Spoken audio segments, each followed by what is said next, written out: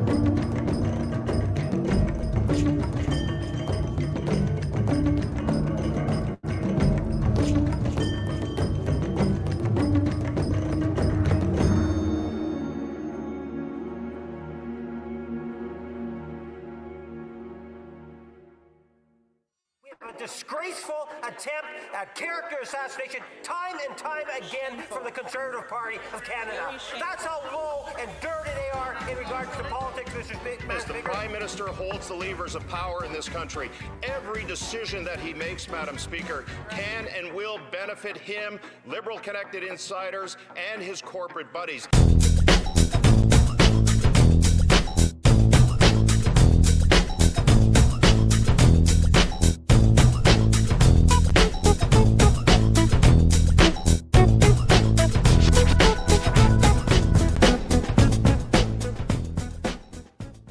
The honourable member for Barrie South Innisfil. When the Prime Minister said who cares during his visit to the UAE recently about the state of trade talks with the U.S., he meant it, and here's why. No one should be naive in thinking that the Prime Minister left a trillion-dollar company making millions of dollars in both salary and deferred compensations for some virtuous reason to make $400,000 as the Prime Minister to negotiate a trade deal or save us from ourselves. Almost everything in the Budget Implementation Act is set up to use the power of the Prime Minister's office to benefit a group of well-connected Liberal insiders, lobbyists, and his corporate buddies. This was a process that started in 2020 when the Prime Minister was appointed as the economic advisor to Justin Trudeau while still acting as chair of Brookfield Asset Management. Having Trudeau in power was a dream come true for this incestuous cabal of Liberal elites. While Trudeau was playing Prime Minister, the pieces being put into place to ensure that many, if not all, of the public financial instruments, green investment funds, and policies the Prime Minister started pushing when he was pulling Trudeau's strings as his economic advisor aligned with Brookfield's strategy and success. Last week, we found out from Brookfield's chief operating officer that the Prime Minister stands to make millions in carried interest payments from his company's success related to climate and infrastructure schemes he set up. These funds could generate tens of millions of dollars in carried interest for the Prime Minister personally, depending on their performance over the next decade. But here's the problem. The Prime Minister knows what he owned before the Blind Trust was set up. Every time he makes a decision on infrastructure, energy, climate policy, or with tax incentives that are in the BIA, this will help Brookfield in areas where Brookfield is deeply invested. Questions should arise. Is this policy for Canadians or Brookfield or for him? Critics will argue that they've set up a blind trust and an ethics screen, and that's enough to ensure public confidence and trust. But Brookfield's interests from artificial intelligence, modular housing, carbon capture, nuclear, and the transition model of public risk for private return he set up while advising Trudeau will make the Prime Minister millions, and he knows it.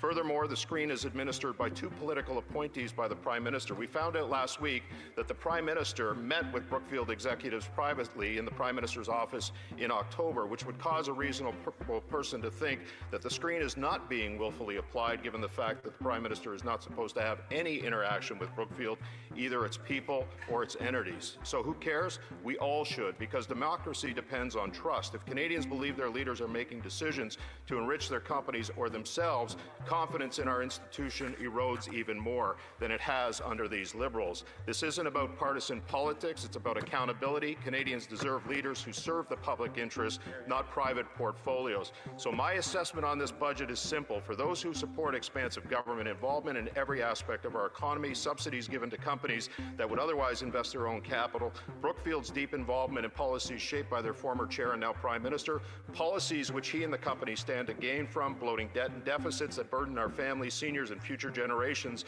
and a system that gives Liberal insiders and lobbyists unfettered access to the Treasury while Canada drifts closer and closer towards a kleptocracy. This is a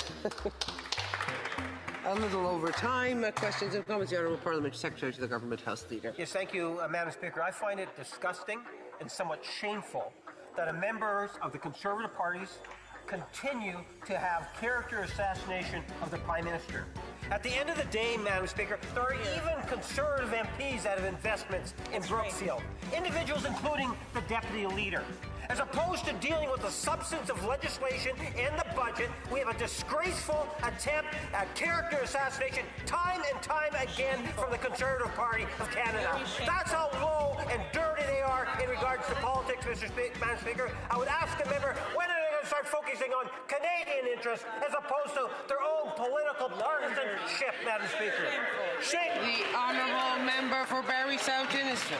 Well, that got him going, didn't it? The truth hurts. Actually, everything I said is open source and based on testimony at the Ethics Committee and some of the discussion and questions that have been had in this office. The difference is the Prime Minister holds the levers of power in this country.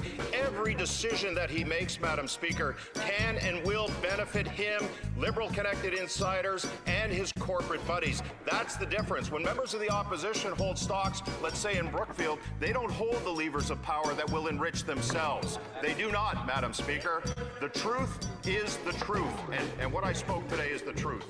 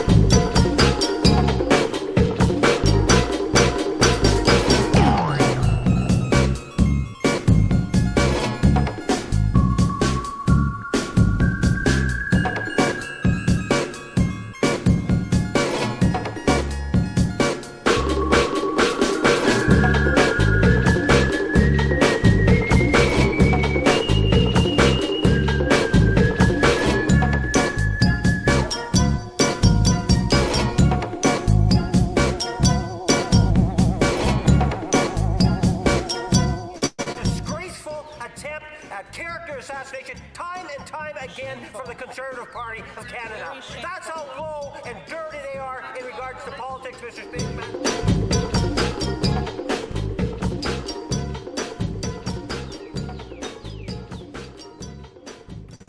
That there is no such thing as that one system that we have. My colleague asked why she was allowing one-click citizenship ceremonies, which, to repeat a famous line in the House, we found on your website. If the Conservatives want the truth, we'll tell them the truth. Yesterday from the Prime Minister really freaked these Conservatives out because they saw the ambition in that speech. And not only did they see it in that speech today, as the Prime Minister stood with the Premier investing in new nuclear to ensure the jobs of today and the future, they know that the youth... The only thing that's revolting are those answers. Speaker, we will take no lessons from these Conservatives. Trust me on that. It's too bad that minister didn't write the Prime Minister's speech yesterday, because it wouldn't have bored and depressed to tears all of those poor students stuck in that room. There he spoke about how they would have to sacrifice more and that it would take time to reverse all of the misery that has built up over the last 10 years. Mr. Speaker, young people want to have homes. They want to have jobs. They want to have hope. They want a budget that is affordable so they can have a life that is affordable. Will the Prime Minister introduce that budget so that Canadians can restore the promise of their country? And we decide what comes next. Canada know that this government has their back. It will continue. There's going to be a powerful statement for the young people of Canada. Driving inflation. The more Liberals spend, the more it costs Canadians at the grocery store. 25% of Canadians are using food banks because they can't afford to eat. So when will the Prime Minister finally get his inflationary deficits under control so Canadians can put food on the table? Mr. Speaker, Conservative members pretend to care about food insecurity, but then they call feeding children garbage. Now, Mr. Speaker, what's garbage was that answer? Did the Prime Minister see the ad before it went out?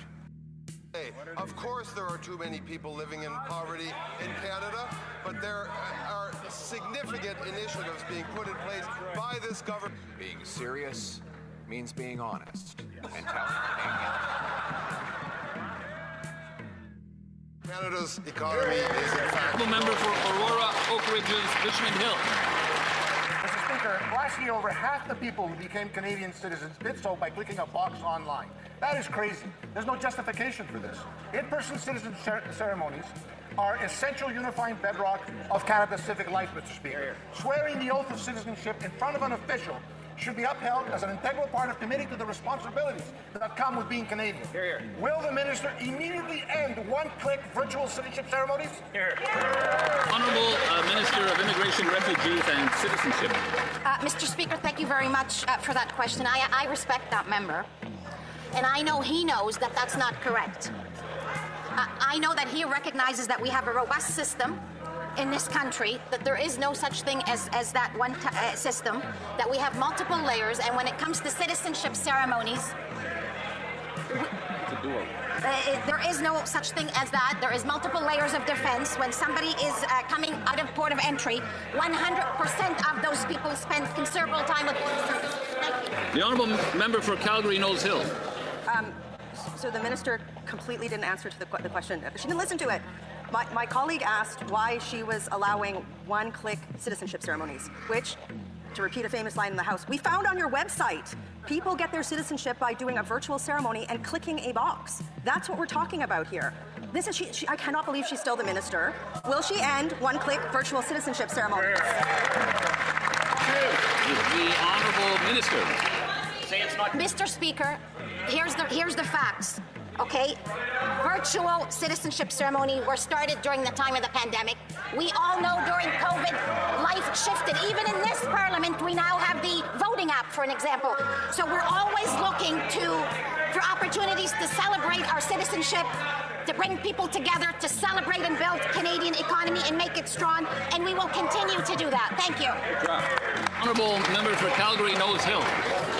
Last year, well after the pandemic, more than half of Canadian citizenships were conducted where? Online, by clicking a box. How does that unify Canadians? How does that imply and impart the responsibilities of being Canadian? She's standing up here and defending a post-national strategy. Will she end one-click virtual citizenships? The Honourable Minister. Again, I'm correcting the record for that member and those that are listening. Virtual citizenship ceremonies started during the pandemic.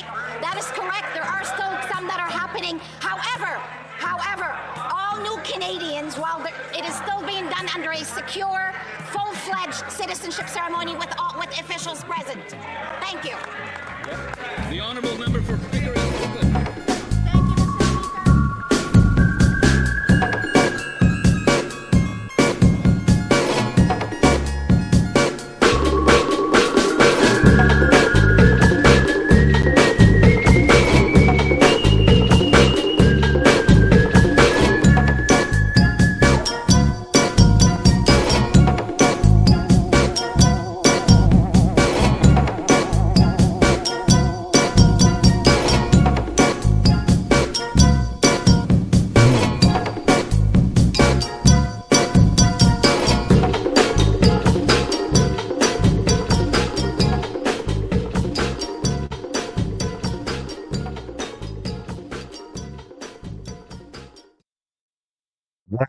Shit show. Hey, welcome to the NAP, the No Answer Period, where we cover the question period, prefaced by a review of the far left evil that has beset our land of Canada and the events that surround it.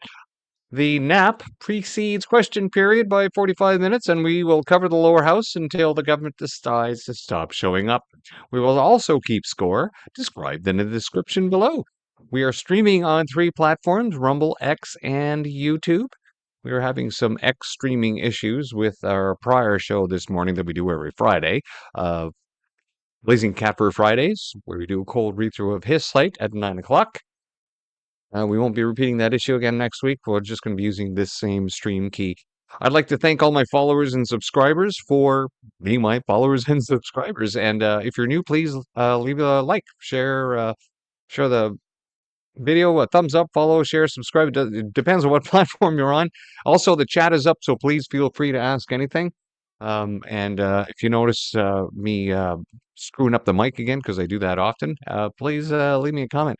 Although I'm really not paying too much attention to the chat as much as I should be at time, because people are saying, "Hey, buddy, your mic's off," and then of course I don't see it because I'm too busy talking. Comments drive the algorithm up when I'm not driving it down with my forbidden words. So if you're watching this on replay, please leave a comment down below and you will get an answer. And let us move on to the first panel. Of course, as we always like to do, a public service announcement that the media that you are consuming out there is part of the Qualified Canadian Journalism Organization, which means that they are controlled by the government. And if they say anything that is against the government, then they no longer qualify for this CRA revenue stream, of which basically subsidizes their workers close to 30 grand a year.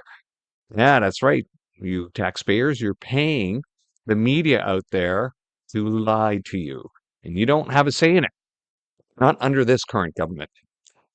Right. Just as a reminder, my shoelace broke today, and most people would blame Donald Trump, but I know the actual cause is climate change. Yes, that's how the mind of the far left works. It's climate change, or it's Trump, or it's gender rights, or it's something else that offends them. It's always a victim oppressor narrative because they constantly have to work everything around a crisis for them.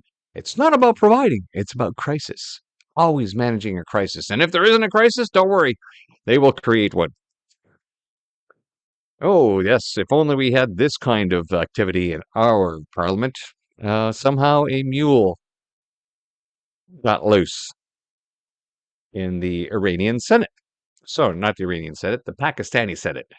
Let's get our Islamic theocracies right when we're talking about them.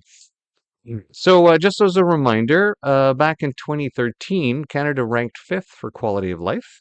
And today we rank 33rd for quality of life. Thank you, Liberals. Thank you for making everything in Canada worse. And for reminding people that maybe next time around they should think twice about re-electing people based on fear, based on promises that they will never, ever fulfill, because that's always, Liberals always give us promises so they can get elected if they're not using fear-based mechanisms. So, if you have not been following what has been happening in committees, which is the majority of Canadians, as you know, there were certain documents asked of Stellantis. And, well, it looks like the bureaucracy went and said something different than what Stellantis is saying. So, as a result, this question was asked. This has been covered here by Northern Perspective. So, I'll just listen to the piece here. Mrs. Block. Thank you, Chair. I'm just a little concerned with the discrepancies between the testimony that we heard from the Deputy Minister and now Ms. Perusa in regards to who initiated the redactions. And I'm wondering if this isn't a question of privilege and whether or not we should be looking to have you report that. Colleagues, I'm going to address this to everyone. It is in the Green Book as it appears.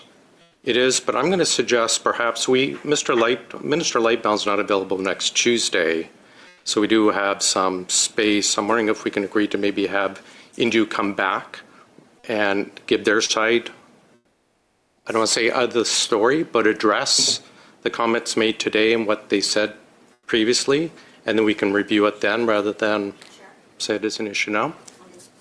Yep. I appreciate the concerns, and quite frankly, I have similar concerns. What I would ask is a little bit of leeway until the end of the meeting today for me to understand what's going on, and I'd be more than happy to work with colleagues to see if we can find a solution without breaking the back of the other work of the committee. Yes, that's fine. Perhaps we can discuss at the end. From reading the big Green Book, it is very clearly, if we're to look at it purely from what was said last week and what the letter was we received very clearly under, I won't go into it, that it does appear that way, but I think to be fair, and we've encountered this before in the past, we've offered an opportunity for them to come address the issue, and I hope that's acceptable to you, Ms. Block, but I think it is better that we do it like that rather than a simple he said, she said, but give them an opportunity to respond. So what this is about are redacted documents. The contract that the Liberals never read. Nobody in the government read the entire Stellantis contract all the way through. You'd think with the $13 billion being handed over, which barely they've just reinvested down in the States to expand their company. It's a strange coincidence there that we give them 13 and they invest 13 down there. Anyways, it turns out that when the committee wanted to see the contract, the government came forward and said, "Oh, sorry, we can't show you most of that because Stellantis wanted it redacted." And then only to find out that when Stellantis came to committee, telling them that, no, we never asked them to redact anything. In fact, they approached us and said, "Oh, we know that your stuff is pretty sensitive, so we need to redact it for you." And we said, "Okay, sure, go ahead." So it's a different story. And throughout the questioning that was asked in the committee, it's obvious that someone is not telling the truth here, and which is a question of privilege. Parliamentary privilege hasn't changed from the third to the fourth edition in the Green Book. And we've seen these questions of privilege before in the past being used in Parliament, and they've actually bled into parliamentary operations during the day.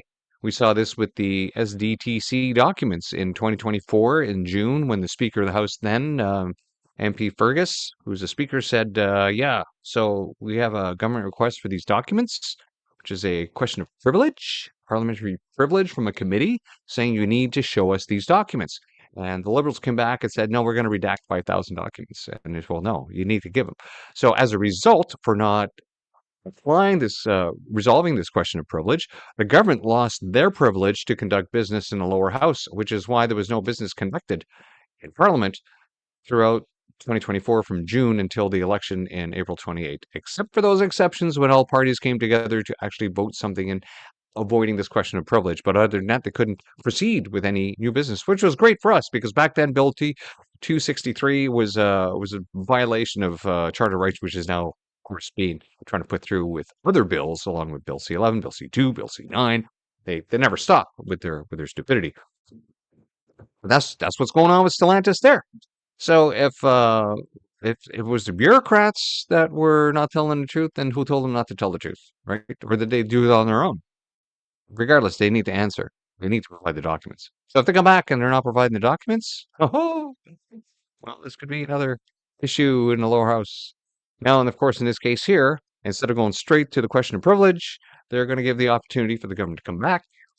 And we're talking about bureaucrats here to say, hey, what's going on? We're getting a different story here. So more to follow on that. Meanwhile, it takes real talent to redact a document the minister couldn't be bothered to read. Here's Kelly Brock, who was in that committee. After senior officials blamed Stellantis for redacting documents at the Government Operations Committee, an open letter now reveals the Liberal government was responsible for the redactions all along. Right. Yeah. Oh, that's a funny video. AI, folks. AI. Oh, yes. So, meanwhile, out of the other many things that the Liberals have screwed up here in Canada, as we know, the Algoma Steel um, company is shedding 1,000 jobs, and there is so much more to this story than what the qualified Canadian journalism organizations are telling you. So let's listen to Mario Zelaya from his Superfans site, his latest video, and then we will move on to some next adjoining panels that deal more with this Algoma Steel. Come on, there we go. Guys, this is massive, exclusive, and breaking news. I heard from a whistleblower who works for the police department in Sault Ste. Marie, where nearly 1,000 people, or over 1,000 people, were laid off from Algoma Steel. Listen to this. The police services was contacted by upper management months ago knowing that the layoffs were coming. The Salt Police attended meetings with upper management at Algoma Steel. There, they learned that the layoffs were being planned and Algoma Steel was worried about protests and workers and staff damaging, sabotaging, and stealing before being laid off. The reason being cited in the news is the tariffs as the cause for the layoffs, but in the meetings, the reasons stated were not that.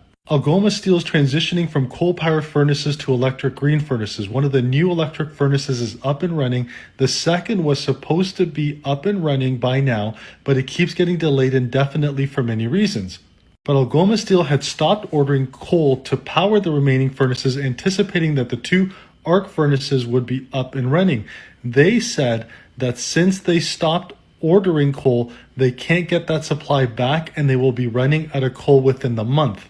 Once the coal is gone and the blast furnace shuts down, it can never be started up again. They can never go cold or it's done. Police were told this was the reason for the layoffs. I believe that the tariffs are a factor, but the main reason is that the transition to these new green arc furnaces has been a disaster. It has cost taxpayers hundreds of millions of dollars. The Liberals sent hundreds of millions to Algoma Steel. I speculate that this whole thing was planned so that they could blame Trump and the tariffs while the foreign owners take millions and screw over the workers and tax-paying Canadians. I think the whole Canadian media landscape has a duty to ask these questions to the police to see if this claim is true and valid. It is oddly very, very specific, with specific knowledge of meetings, coal shortages, and knowledge of the transition from coal to these electric arcs or whatever they call them. And for those who don't know, they got $500 million, $400 million from the Liberal government and $100 million from the Ontario government. $500 million. It never ends, right?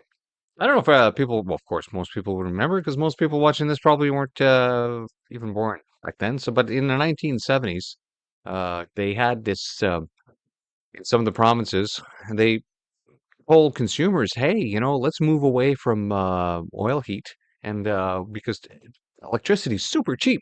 So just replace your heating systems, which back then a lot of people were also using radiant heat. They had them rip them all out and replace them with base heaters, electric base heaters. Once that was complete, boom, the price of electricity went up. The price of electricity is always going to continue to go up, along with these green scam issues that the government is creating, right? Because they're making the cost of energy more and more expensive every year, as long as they, like here, getting rid of coal, which is more efficient and a lot cheaper to use whenever you're using a blast furnace, instead of replacing it with something that requires an arc furnace electric power. And how many kilojoules has to go into that? Now, Algoma Steel layoff situation just keeps getting worse and worse, says here Jasmine Lane. Union claims the government kept giving money to the tune of millions without any worker provisions. So we saw that little video there by Mario. Worse, they gave this money to lure Algoma into making green steel, which they knew would cause mass layoffs, as reported to the cops. This was confirmed August of 2024 with a Globe and Mail report. But let's blame Trump tariffs. Right? It's Trump. It's the MAGA. I wonder if they're still saying and repeating MAGA a lot on the mainstream media these days. I wouldn't know because I don't watch it. Of course, losing their entire market had an impact, but these layoffs are coming either way after Algoma decided to transition.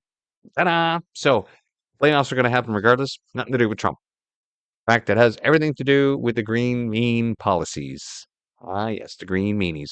Let's listen to a bit of this power play by the union leader. We knew it was coming, but we didn't know quite when.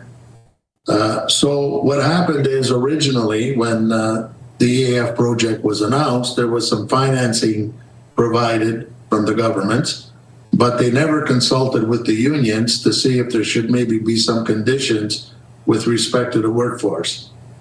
Subsequent to that, in 2022, we negotiated a letter of agreement regarding the transition, and it contained a number of mitigation strategies. And the mitigation strategies were to allow people to be re-educated, learn different jobs, and to try to start a helper program that would allow non-trades to help trades. And again, the government gave money, and again, they didn't consult with the unions. Again, they didn't provide us any conditions to that money that would help us ensure the mitigation strategies would be implemented. And what we're left with today is that we're in an arbitration case on contracting out, where the mitigation strategies section of the letter of agreement, the company is saying expired on July 31st, 2025. And nothing could be further from the truth. So now we're going into the litigation. Just to be clear, so I think if I interpret this correctly, so the government at different points has offered financial assistance and not attached that assistance in any way to ensuring that there aren't layoffs. Absolutely. And there may not have been no layoffs, but certainly there should be conditions where work that needs to be performed could be performed by the workers. That's the commitment in the collective agreement. We reached out to the government to get their response, because it's not just there's been previous financial assistance, but there's very recently a substantial amount of money that the government, both in Ontario and the federal government, have agreed to loan Algoma. We reached out to get a minister on. Nobody was available from either government, unfortunately. What is your message to those governments tonight, following this news? Well, they should recognize that we are taxpayers, and it doesn't matter which party we support. We are their citizens, and they should be at least taking care of us. We're not asking them to find us jobs, but what we do want is for them to attach conditions to funding that says common sense needs to prevail and the workers need to be considered, irrespective of what's happening with the company. We're not asking for handouts, but we're asking our workers have brought this company back from CCAA 3 times now. So we should be recognized by the government for attempting to keep the economy going. Indeed. And it's always the workers that will suffer. Seems like a lot of the money that is going to all these big corporations to keep them in Canada always seems to pay off the CEOs and not the workers. Let's move on to our next panel. Oh, yes. As a reminder, this is how your Liberal government works, people. Right? They will manipulate the voters like they did in the last election by making everyone fear the Donald. And then of course, they rob you for your taxes with a whole bunch of schemes and then give you back a little bit saying, oh, here's some dental, here's some childcare, here's some free lunch for your kids in school. And then when asked questions, whether in Parliament in question period, which they never answer anyway, or in the rest of the parliamentary activity outside of question period, or within committees, right, they just dodge the questions. And then, of course, everything they do is absence of any responsibility. Of course, they would just blame the Conservatives, which they continue to do even in question period today. They will often bring up how in the Harper years, they didn't put anything in the contracts to keep those companies in Canada after helping to bail them out. They didn't put anything in their contracts to help the workers. So they said, oh, see, they did it, then it's okay for us to do it. The problem is, though, that situations were completely different than they are today, especially economically. Let's not forget that in 2008, there was an international economic meltdown that the Conservatives were able to manage. They increased our debt to GDP ratio significantly, but in the prospect, a lot of people didn't lose their homes. And Canada came out of it okay, with a bit of a budget surplus, but a higher debt, of which, of course, the Liberals squandered and then have added $1 trillion in debt since then with nothing to show for it. More than all other prior governments combined, by the way. So, as we carry on with this panel, at the end of the intro video, you saw some stuff there regarding the Minister of Immigration and the complete shite show that has become. So, we have a series of clips that have been provided on X by all the different players and by the other people who watch this. You will be pleasantly or unpleasantly just doesn't, she can't even answer a basic question. So I'm asking you, you have people, non-citizens who have been convicted of sexual assault, and judges are using a serious criminality loophole that's in your bill, in your department. Do you think that should maybe be changed? People who are committing serious offenses will be deported. I'll tell you. No, this guy wasn't. He's still here. Well, we're talking now. I can't talk. I don't know what year you're referring to. I All don't of these really know cases, the, they're still here. And again, I think what you're trying to do is, this is Stand an up for approach victims? that it's a recycled approach that we heard years ago that interferes with judicial independence and you're ignores the Supreme pro-raper. Court precedent. But again, I say to you, the courts have already indicated that serious offenses will be You're dealt with pro-sexual seriously. assault guy staying in and- Canada. That's what we're hearing. But can't you even just say that this is wrong and you'll look into it? Like, did nobody even say, like, maybe you could just say, Minister, this is really serious. You should say it's serious. I'm going to look into it.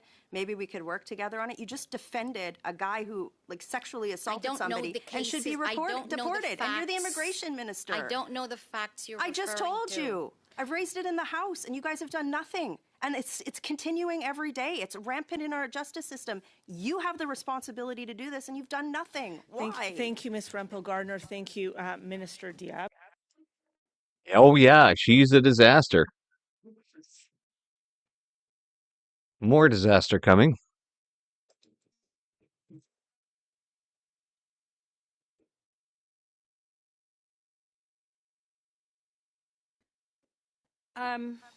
So you're asking Parliament to give your department about $600 million, extra dollars, for the interim federal health program, and that is the program by which you give a lot of supplemental benefits like vision care and mental health supports to people even who have failed asylum claims.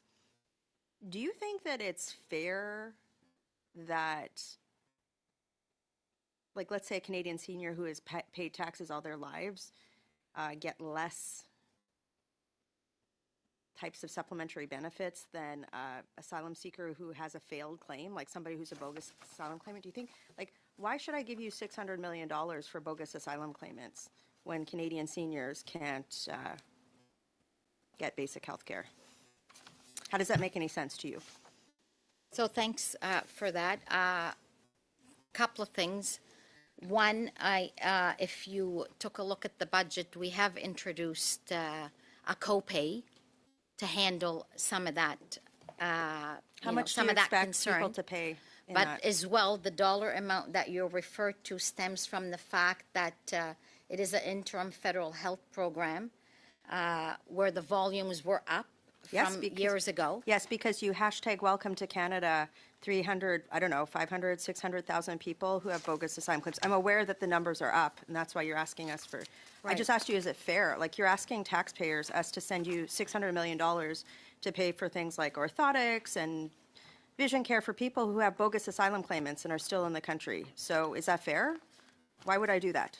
That seems dumb to me. Listen, I realize it's not something you would do, but I can tell you these money goes for people that are here because of human trafficking, goes for women that are here because of domestic violence. Great, let's give it to those people. Why are you giving them to bogus people with failed asylum claims?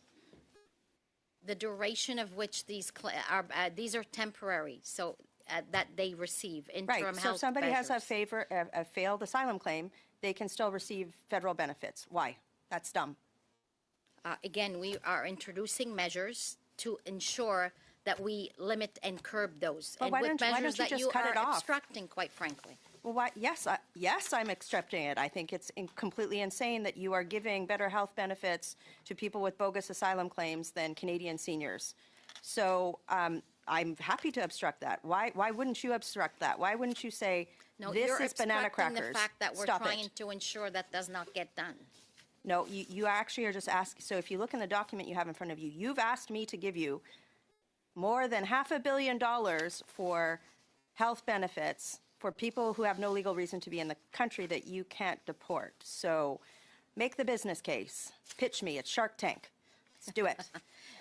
These are costs to cover interim health measures, emergency measures for No, no, people no, that no, are no, no. coming from war-torn countries. But that it's also need to for be- bogus asylum and claimants. it's also for treating people with diseases. I think, I No, think... no. I want to be clear here. We've tried to pass measures to restrict, like if somebody has a failed asylum claim, bogus, that they should be deported rather than get benefits. And that's exactly what we're doing. We're introducing measures to ensure that that speeds up, and that exactly Yeah, but you're still happens. giving them benefits, so why would they leave? And you're allowing them to endlessly appeal. Why would you, this is crazy. So the measures that we're putting in would curb all of that. Yeah.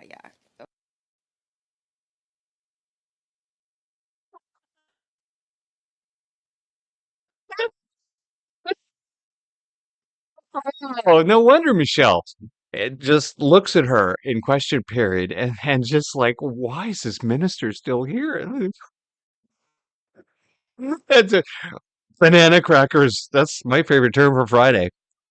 Banana crackers. Oh, if only it stopped there. But it doesn't. No, it doesn't. There's plenty of insanity to go around.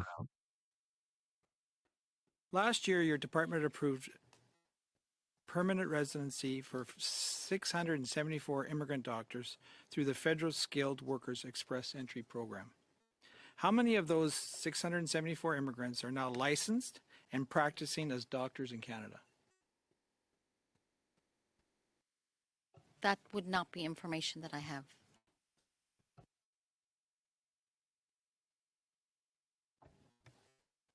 Okay. Minister Michelle, do you know how many of those 674 immigrant doctors are now practicing in Canada?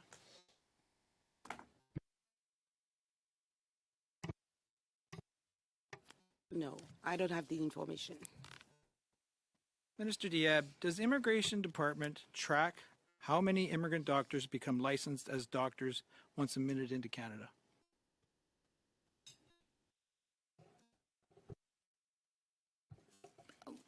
No, I don't believe that is an IRCC function.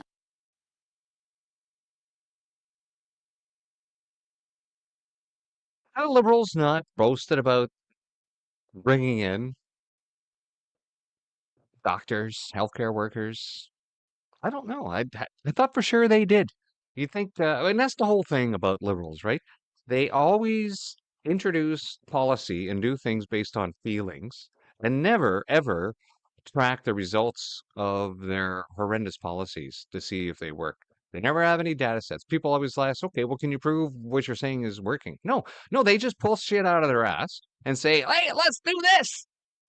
No, because it's all based on Marxism and other people's money and establishing an authoritarian situation where one becomes a slave to the government, I suppose, because nothing else really explains their mentality. Nothing. And speaking of mentality, so we still have enough time. Yes, we do. Let's listen to Michael Cooper here in committee, and then we will follow up with a bit of a short video that deals exactly with this. With regards to the Foreign Influence Registry, the Liberal government promised to get it up and running no later than June of this year, 1 year after Bill C-70 received royal assent.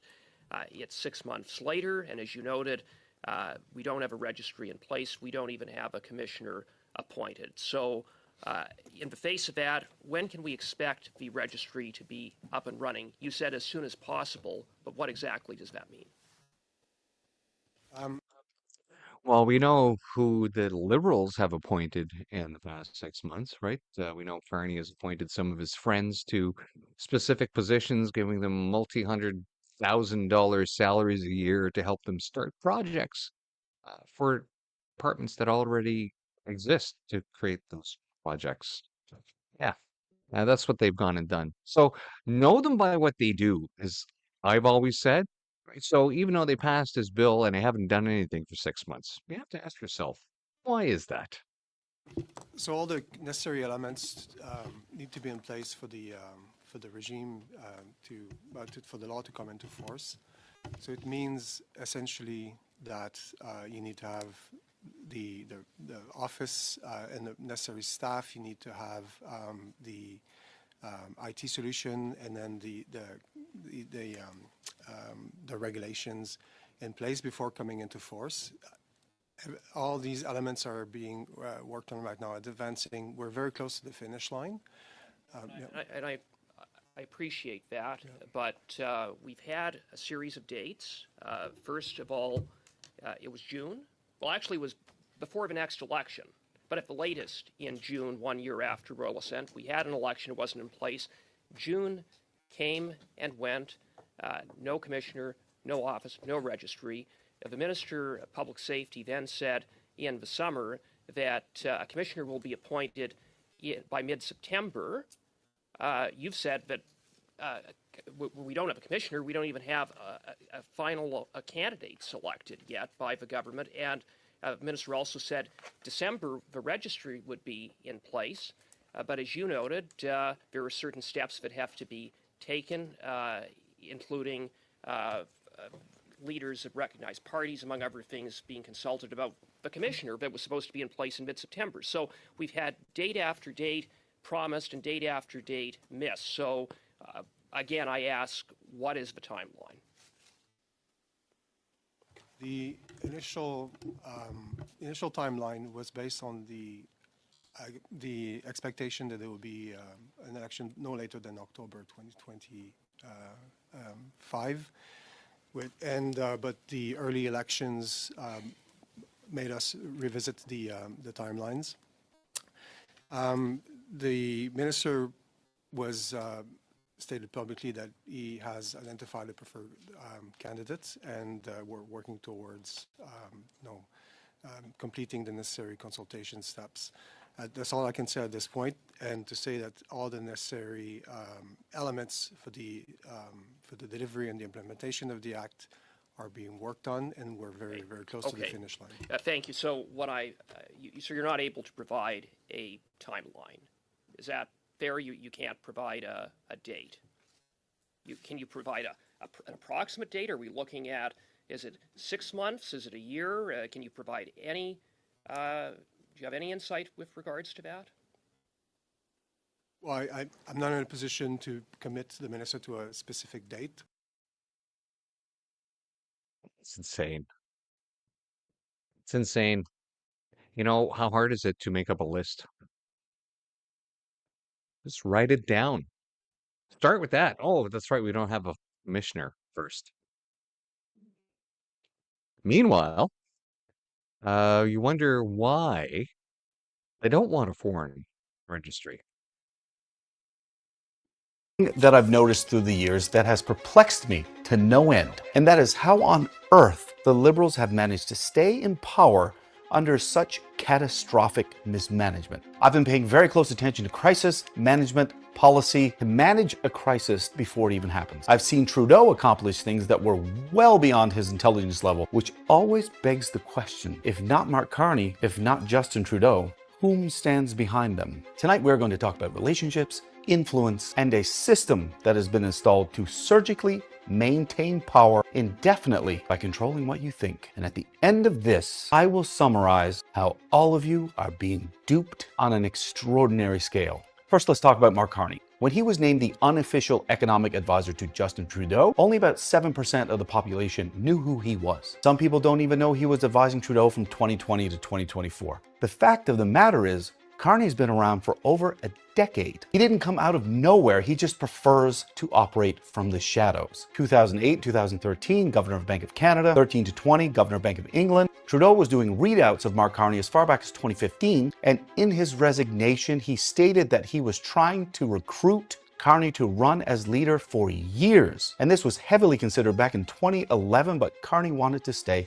with the bank, because at the bank, he had his finger on the pulse to global finance. You should also know that Mark Carney's wife, Diana Carney, was also an alumni and probably better connected than Carney. From 2010 to 2013, served vice president of research for a progressive, liberal-aligned think tank on energy, environment, and income inequality. She's an important figure later. Now everyone is going to know who you are. Carney is also a foundation board member of the WEF, the World Economic Forum, from 2010 to present day. He is still heavily engaged, and Mark and Trudeau have been at WEF summits together as far back as 2018. They are well known for the Great Reset campaign, which was launched in 2020, stakeholder capitalism, climate and ESG agendas, young globalist leaders. I'll read you a quote later from Klaus Schwab regarding our own government. It's important that I mention this because you remember that big... All the things that have destroyed Canada and made Carney filthy rich. And all his friends. All his friends. And Carney, where's he keeping his money? Not in Canada, so he doesn't have to pay taxes. That's standing behind them. He is also a World Economic Forum young global leader, and he is the man behind the men. As I moved further through Justin Trudeau's tenure, some really contentious points for me were a couple of branches that were created, which were way too sophisticated in what they accomplished for him to have created. This had Mark Carney's fingerprints all over it because the risk management was surgical. If you don't know about the SNC-Lavalin affair, they've been up on charges of bribery multiple times and breaking election regulations. The Liberal government awarded them 50 major contracts, rammed through a DPA. Trudeau removed the Governor General who refused to not prosecute them, and during this time they created those two branches, NSICOP, NSIRA. The members of both of these boards are recommendations from the Prime Minister, and NSICOP is not a standard parliamentary committee. It is an agency of the executive. NSICOP basically allows the government to shield all foreign interference from Parliament and from the public, which is why we didn't hear about the Chinese Communist Party interference for 4 years till after. This is the security classification that the Liberals keep using against the leader of the opposition by saying, oh, you didn't get your new security classification that we created. And he knows why. There's a reason why he didn't do that. He didn't elevate his security clearance to NSICOP because anything divulged in there, like including foreign interference, he can't say anything about it or be thrown in jail himself. So the idiots who keep repeating this, which are usually people on the far left or people who vote for the far left and have no idea how security clearances work, that's the whole point of it. I have held security clearances in my job in the Canadian Armed Forces, and I can tell you that you're still bound by these things up to 2 years after you're released. And even some stuff that you may have seen that's secret or confidential, be careful about what you repeat and what you say about these things, because they can still come back after you. But in this case here, NSICOP has been designed specifically to shield all the, I want to say the word, but I can't say it, that's happening in the background that is leading to the theft of Canada. And if you don't believe me, then how did we accumulate $1 trillion debt without anything to show for it?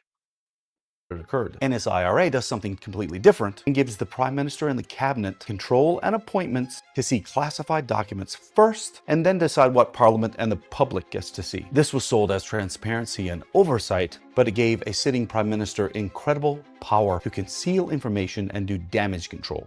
During this tenure, $1.5 million in contracts was awarded to the company owned by the man I'm speaking of. In 2019, Gerald Butts, not the guy, the most powerful unelected official and Trudeau's chief advisor, resigns over the SNC-Lavalin affair and then moves to be vice chair at Eurasia Group. Carney's wife, Diana, becomes an unpaid senior advisor of Eurasia Group in May 2021, sitting next to Trudeau's former chief advisor. Being unpaid means there's no conflict of interest and there is no paper trail. So what is this company and who owns it? The answer to that and what that is connected to will show you exactly why you cannot get the Liberals out of power. Ian Bremmer, World Economic Forum young global leader, founding chair of the WEF's Global Agenda Council on Geopolitical Risk. He is the owner of Eurasia and a subsidiary called G0 Media. What, pray tell, is Eurasia? Motherfucker. Eurasia is a geopolitical macroeconomic risk advisory firm. Trudeau paid them $1.5 million, and Carney has executed at least one contract for over $400,000 so far. What do? Recession risk assessment, political stability implications, market confidence analysis, credit rating consequences, social and electoral risk management. That's a key one. Eurasia Group is one of the most prominent political risk assessment companies in the entire world. So what they do is analyze absolutely everything. And although they can't set policy, they will tell you what needs to change, and it's up to you to adjust the policy to have the right cause and effect. So there you have it. Liberals have been using your tax money to fund their own consultants on how to win elections, on how to manipulate you. And that is why they won the last election. They went from being so far down in the dumps, and then they used fear tactics. They used fear tactics as one of the oldest tactics in order to get people to vote a certain way. It was almost identical to how the Germans in Nazi Germany managed to manipulate their people just by inciting hatred and fear to get them to vote a certain way. It's really not that difficult. And, but, you know, Canada, we paid $500,000 to allow the Liberals to do that, according to those records. With Diana and Trudeau's former chief advisor, creates the perfect avenue for Diana to convey to Carney exactly what he needs to do to change your mind.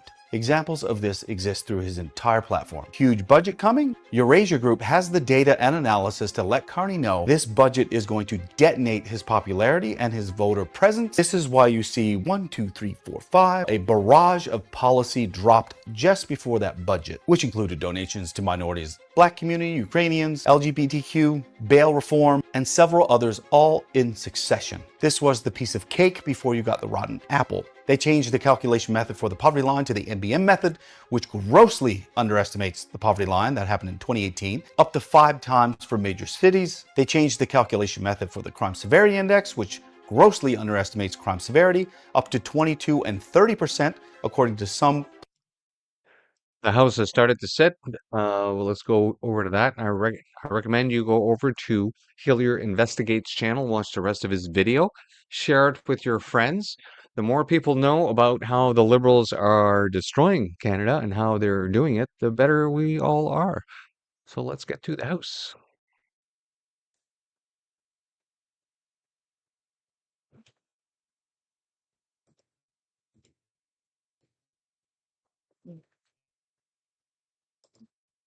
Farmer knows that you reap what you sow. What the Conservatives are sowing every day in this honorable parliamentary the food. So doesn't this government go up 1,000 higher and higher? Oral questions, questions orales. The honourable member for Thornhill. Grocery store, it seems like the prices you pay are getting higher and higher because they are. If groceries feel expensive right now, then it's only going to get worse because a new report this week shows that the price of groceries is going to go up $1,000 per family next year. And it's no coincidence that the Liberals are also raising taxes on the people who grow and ship and sell the food. So doesn't this government realize that higher taxes on farmers and truckers means more expensive for groceries for struggling families? Honourable Parliamentary Secretary to Minister of Finance. Well, Mr. Speaker, every farmer knows that you reap what you sow. What the Conservatives are sowing every day in this House is the distrust of Canadians because they're insincere when they weaponize people's struggles for their political gain while voting against every single affordability measure that puts more money in Canadians' pockets. That includes an income tax cut for $22 million, the Canada Child Benefit, cutting the consumer carbon tax, child care, dental care, over $2,000 of support, direct benefits that put more money in Canadians' pockets with young children. How can they say they're... The honourable member for Thornhill. So angry, Mr. Speaker.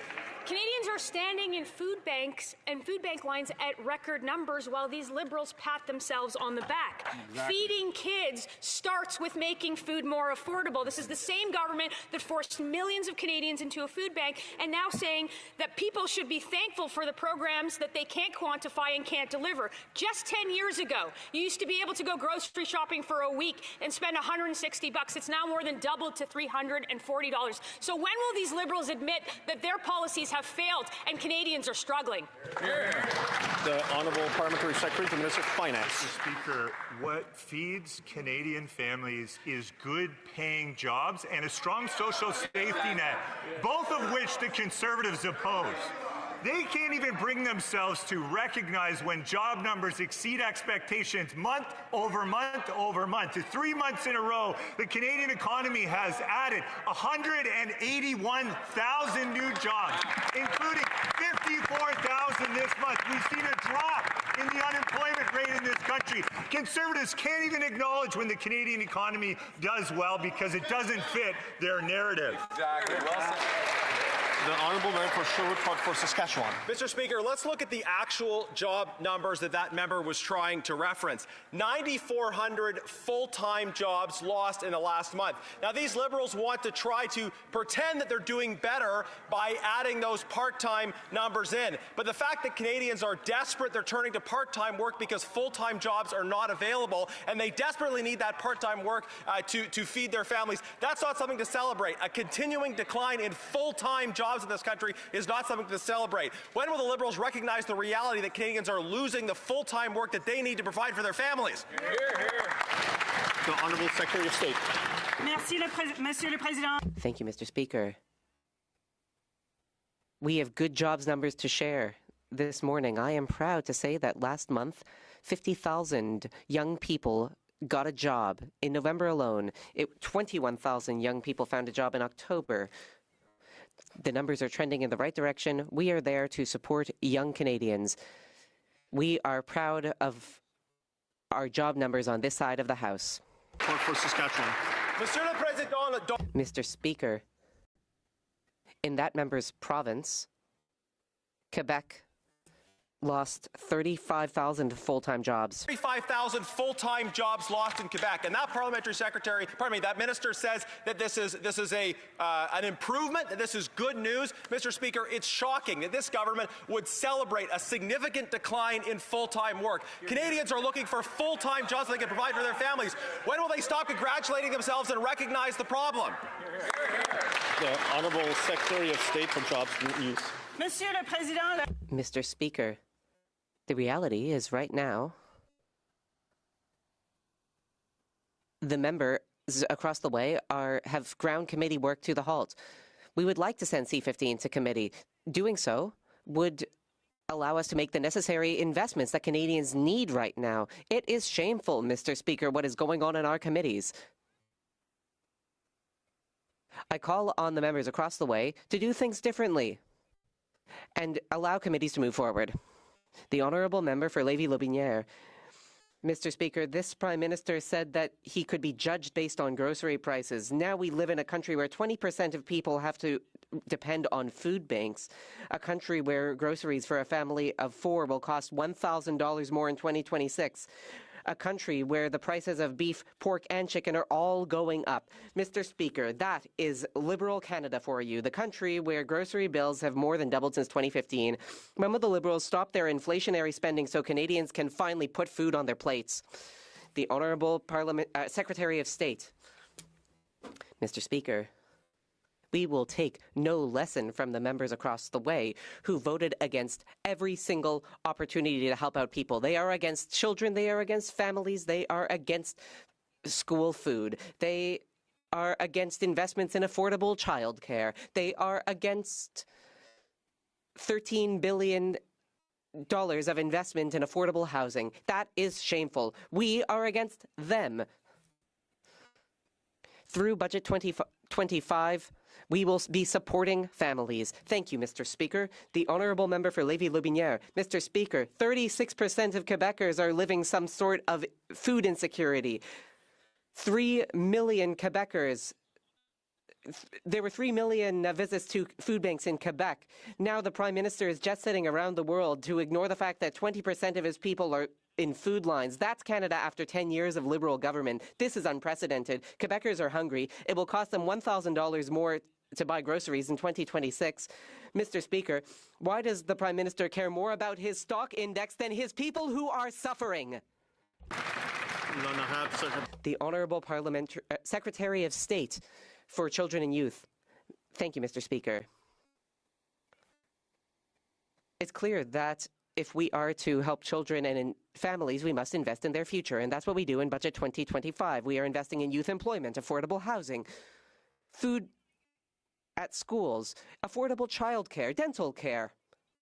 All of this helps Canadian families. We are proud of these measures, and it is a shame that the members across the way refuse to support them. Thank you, Mr. Speaker. The Honourable Member for Gaspésie, Les Îles de la Madeleine, Listagouge. Mr. Speaker, today the Prime Minister will be meeting Donald Trump for the FIFA World Cup draw, but they shouldn't be talking about sports. They should be talking about the economy. The Prime Minister was elected in order to protect us from the American president. He has not secured the victory he wanted. Yesterday, we even learned that the Prime Minister will be ignoring the main request of our forestry sector. He is refusing to support our businesses by protecting them against anti-dumping and countervailing duties. When will we see wins instead of more concessions? Mr. Speaker, it is true that we must continue our negotiations with the United States. We will be at the table for these negotiations. At the same time, we are diversifying our supply chains. We are signing new free trade agreements. For example, an agreement with Indonesia and an agreement with Mexico. Today, here in this House, we are fighting to support our economy. That's not what they are doing. They vote against us at every opportunity. The Honourable Member for Gaspésie, Les Îles de la Madeleine, Listagouge. Mr. Speaker, this is not the first concession that the Prime Minister has made because he's scared of Donald Trump. He abandoned the digital services tax, which would have forced American web giants to pay their fair share. Then he abandoned the global minimum tax rate, which was meant to fight tax evasion. I guess he wants to free up some money for the president's new ballroom. Now he's abandoned our forestry industry by refusing to respond to their main request for support. When will the Prime Minister stop backing down and start defending Quebec interests? The Honourable Minister of Foreign Affairs. Mr. Speaker, the Prime Minister and all of us are here to help out everyone, not just one province, not just one territory, all Canadian jobs, all Canadian industries. We are here to build the strongest economy in the G7. We are building new supply chains, finding new partners all around the world. Why, Mr. Speaker? Because the world is changing, the geopolitical situation is changing, and we are adapting to these changes. The Honourable Member for Cote Ward, Kawawa-Chikamach-Natasanen. Thank you, Mr. Speaker. The Prime Minister should be working to appease our forestry workers, not Donald Trump. The Prime Minister has sold them down the river by refusing the main demand of our forestry industry: support with dealing with the Americans' countervailing and anti-dumping tariffs. Since 2017, the softwood lumber conflict has been raging on, and Trump's tariffs have worsened an existing situation. Our industry is on the brink. People are being laid off. When will the federal government stop neglecting our forestry workers? The Honourable Parliamentary Secretary. Mr. Speaker, obviously the unjustified trade war that the United States has brought on us on softwood lumber is unacceptable. We're working hard to resolve. Today, the United States Chamber of Commerce called on the Trump administration to drop tariffs on lumber. We are seeing that the pressures are beginning to build. We'll continue to work at all levels to resolve this, and we'll continue to provide supports, and we welcome suggestions from members opposite on what supports to bring.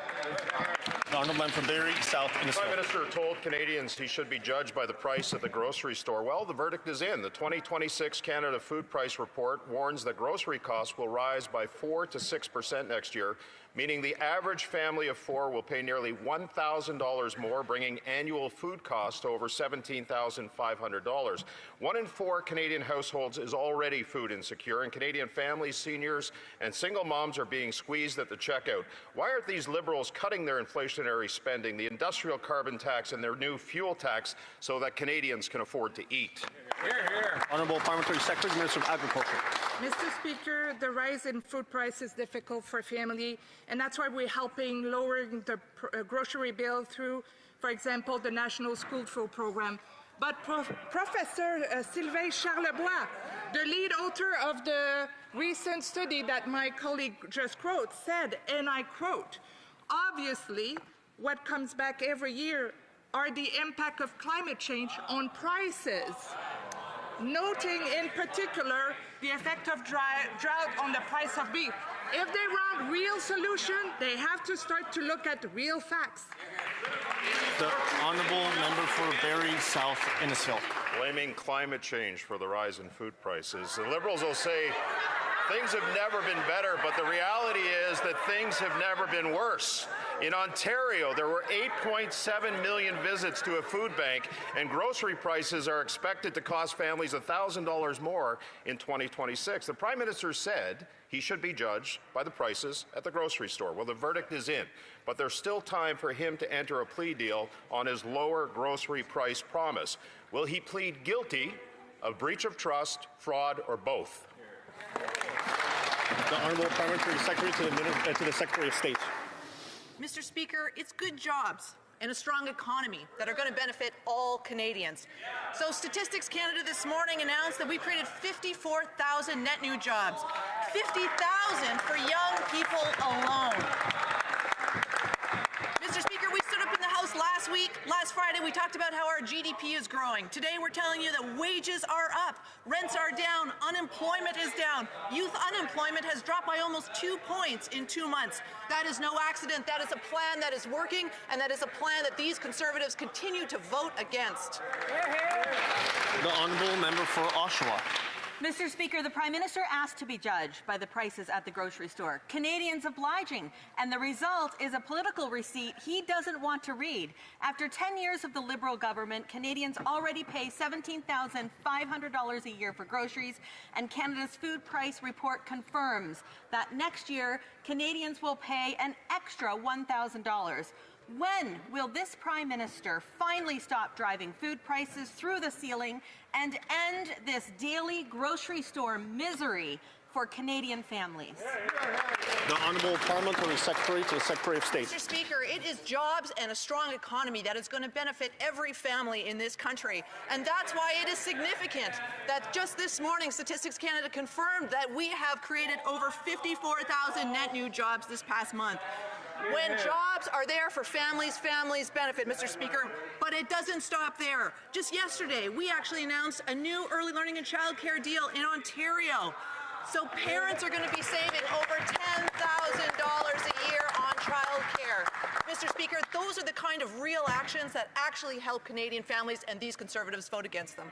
The honourable member for Oshawa. Mr. Speaker, as a single mom of two, I know firsthand that moms and dads want affordable groceries they can buy themselves. Hear, hear. They do not want to rely on a government handout. This Prime Minister is giving better deals to his Brookfield buddies than everyday Canadian families. For sure. Moms and dads want affordable, nutritious groceries, and again, that they can buy themselves. Will these Liberals ever stop living in their own elite bubble and start living in the real world with the rest of Canada? The Honourable Parliamentary Secretary to the Secretary of State.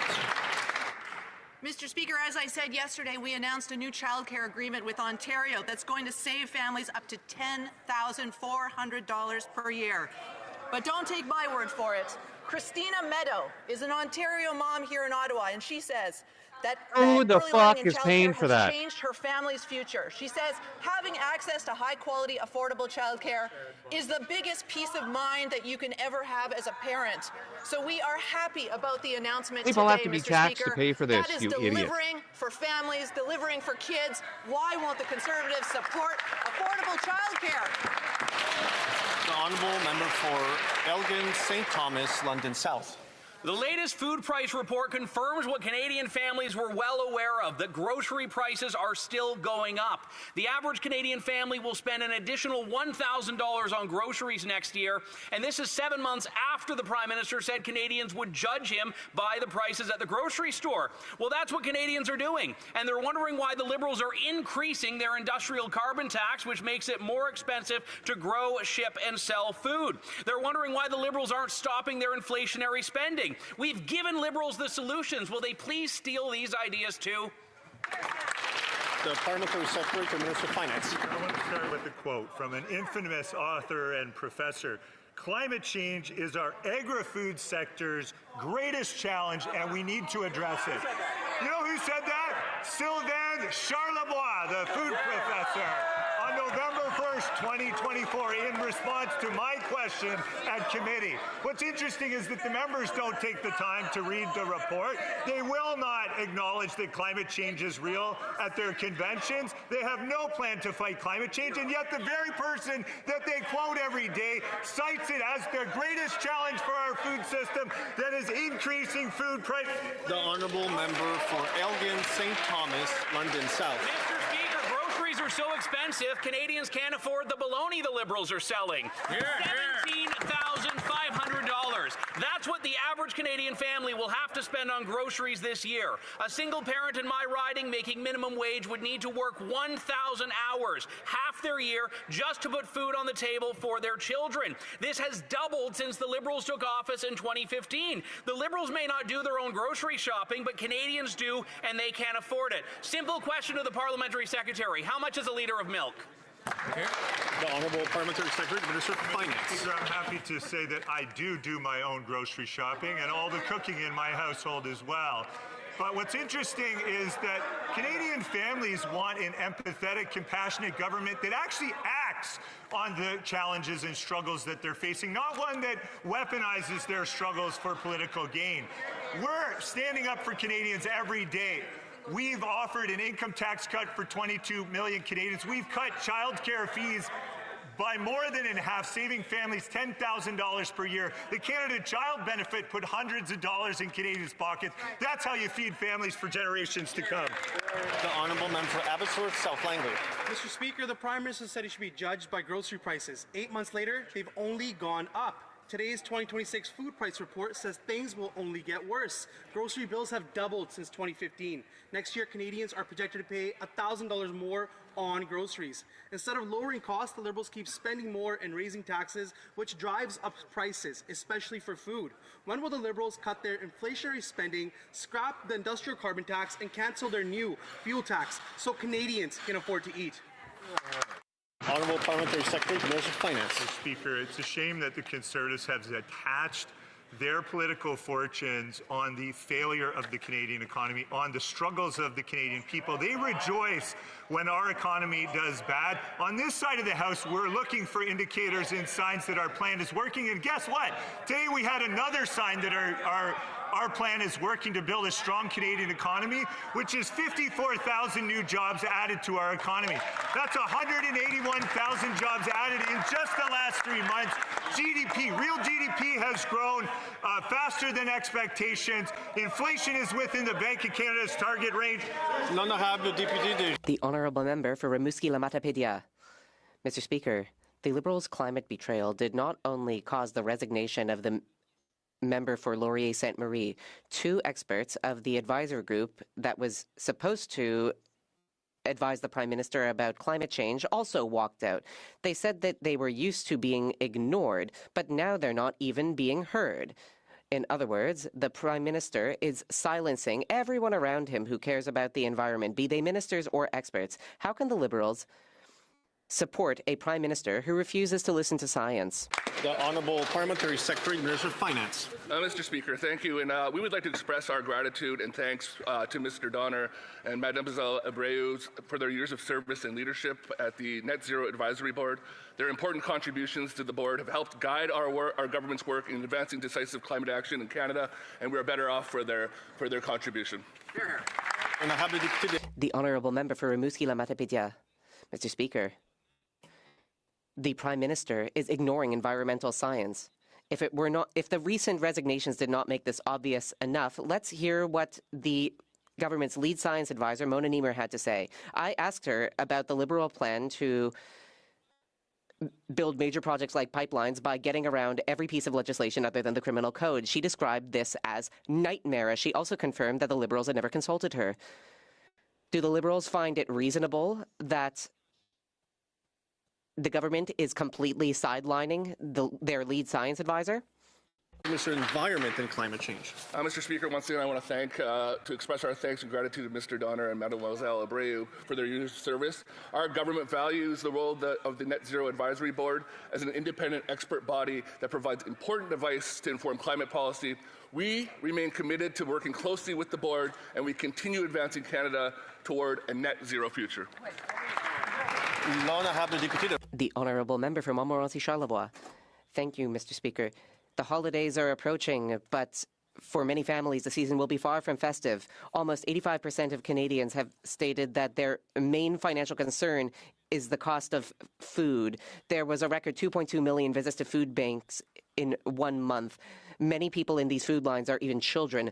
Families are cutting back, skipping meals, and eating less nutritious food just so they could make it to the end of the week. How can the Liberals claim to be helping families when their policies are literally starving them? The Honourable Secretary of State. Mr. Speaker, we are there for families. We are investing in their needs. For example, we have invested in affordable childcare, which has reduced daycare costs by 50% nationwide. This helps families pay rent and helps them pay all sorts of bills. The same is true for the Canada Child Benefit.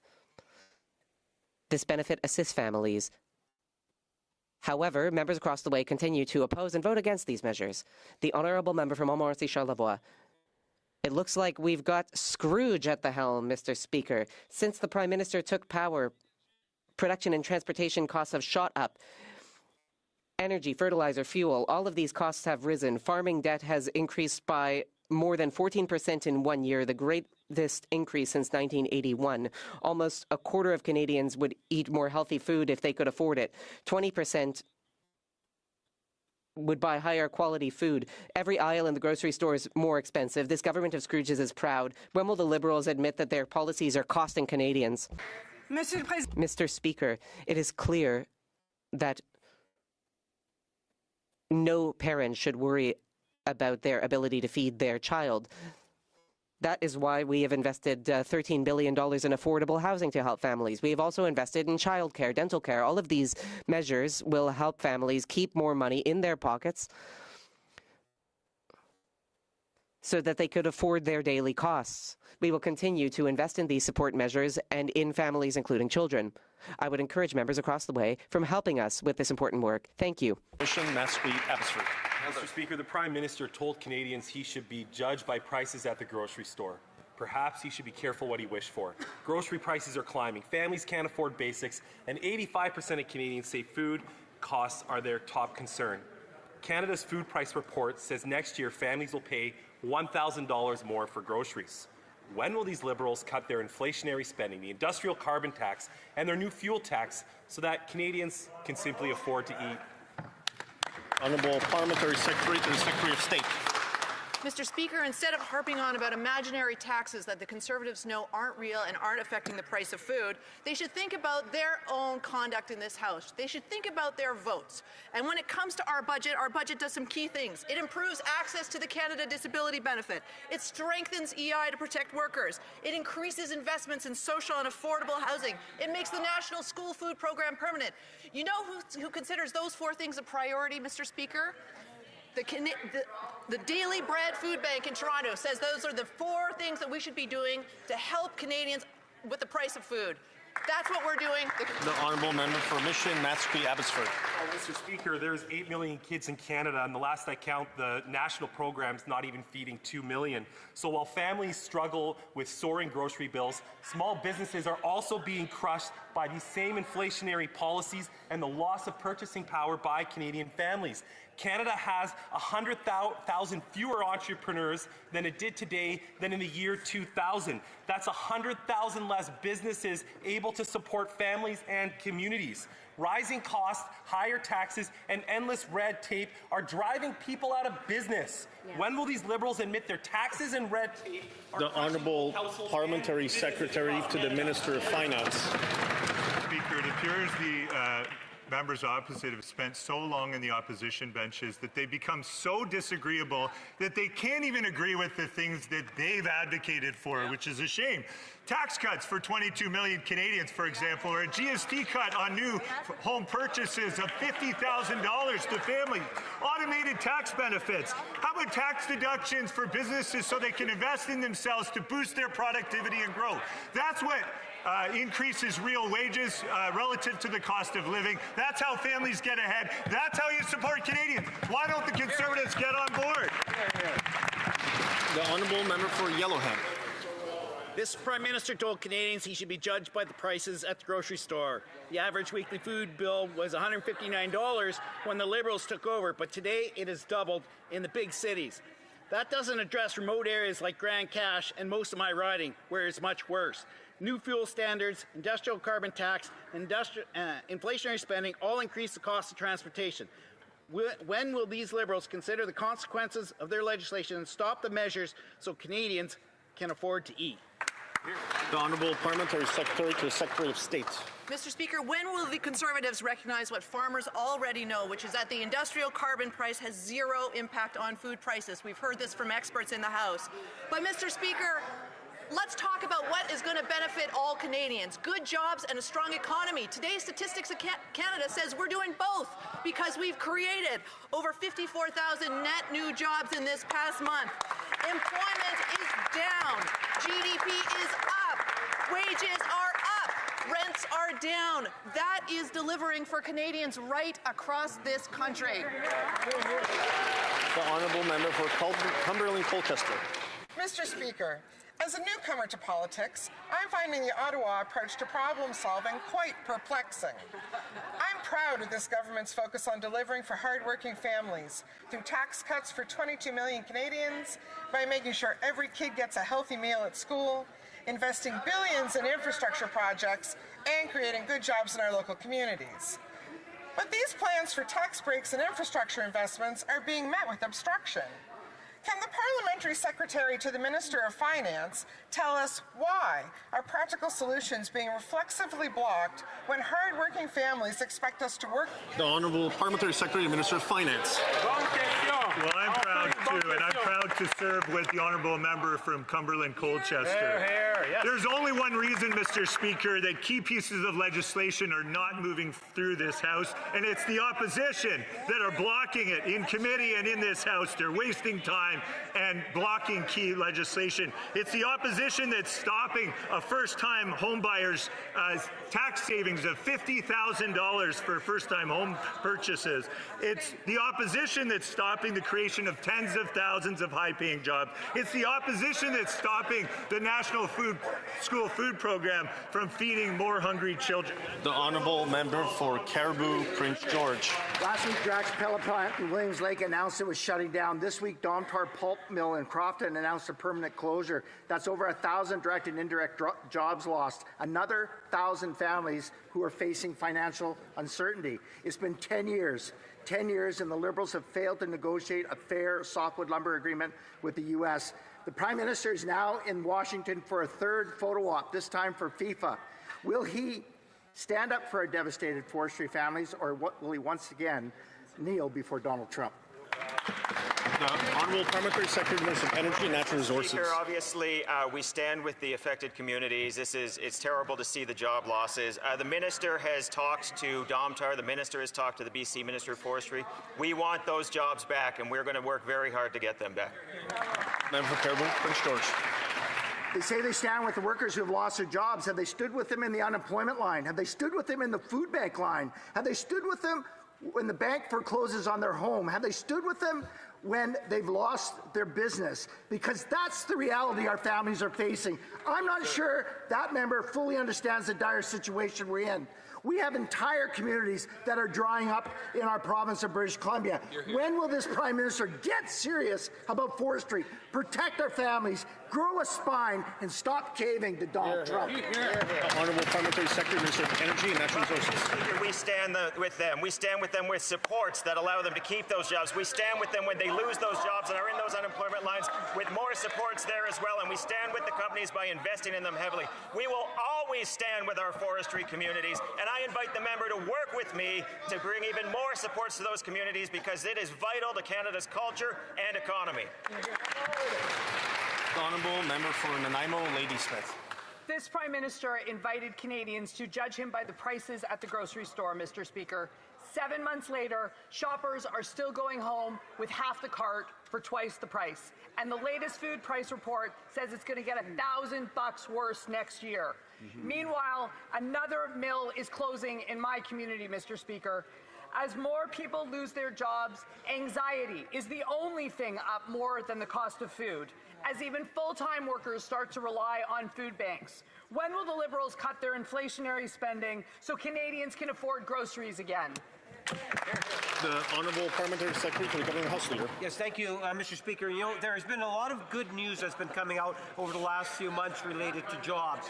When you take a look in terms of the month of September, you had over 50,000 jobs created. Most of that was in manufacturing, Mr. Speaker. In the month of October, you had over 50,000 jobs created. Most of that was in the province of Ontario. Today, we get the announcement of 60,000 plus jobs. In total, that's well over 150,000 jobs, Mr. Speaker. That is actually good news, and the members opposite should recognize when good news hits you in the face and say, this is a good way for our building a strong...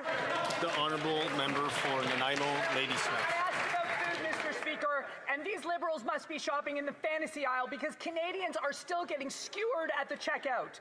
Conservatives voted against policies that make life more expensive. In this Parliament, these Liberals voted against our motions that would have saved jobs, kept communities safe, and lowered costs. Inflationary Liberal spending is driving students, seniors, and now full-time workers to food banks. When will the Liberals stop raising taxes on the people who grow, transport, and sell our food so Canadians can put food on the table? The Honourable Parliamentary Secretary to the Government House Leader. Mr. Speaker, talk about fake outrage. Time and time again, we get the Conservative Party of Canada preventing legislation from being able to pass. Even the budget legislation, the implementation of the budget. Day after day we hear Conservative bafflegab as opposed to allowing legislation to go through. Day and day we hear obstruction on important legislation like bail reform legislation. The only baffled gab is by this little troll, right? Because the process of government requires that these bills go through committee. But people who don't understand government will think that what he's saying is true by saying, oh, they're obstructing. No, they're doing their bloody jobs, you little machination troll. To make our communities safer, whether it's providing supports for Canadians or providing a sense of security. The Conservative Party is more focused on the Conservative Party than they are on the Canadians. Shame on them.